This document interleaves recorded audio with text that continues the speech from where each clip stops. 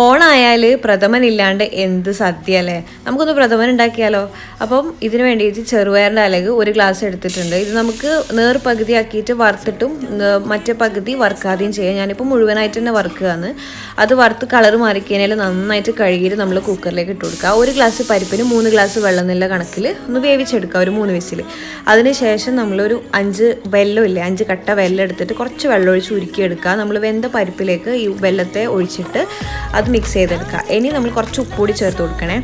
പിന്നെ 1 തേങ്ങയുടെ 2ാം പാൽ അതെടുത്തിട്ട് ഒഴിച്ചിട്ട് നന്നായിട്ട് തിളപ്പിക്കുക ആ 2ാം പാലിനെ. അതിനുശേഷം തിളച്ച് കഴിഞ്ഞാൽ 1ാം പാൽ കുറച്ചേ ഉണ്ടാവും, ഒരു 1/2 ഗ്ലാസോളം 1ാം പാലുണ്ടാവും.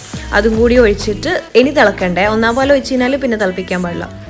ഇനി ഇതിലേക്ക് കുറച്ച് ജീരകത്തിൻ്റെ പൊടിയും, ചെറിയ ജീരകത്തിൻ്റെ പൊടിയാണ്, പിന്നെ കുറച്ച് ഏലക്കപ്പൊടിയും കൂടി ചേർത്തിട്ട് അണ്ടി മുന്തിരി വറുത്തിട്ട് ഒഴിച്ചു കൊടുത്താൽ അടിപൊളി പ്രഥമൻ റെഡി. അപ്പോൾ എല്ലാവരും ഒന്ന് ട്രൈ ചെയ്ത് നോക്ക്.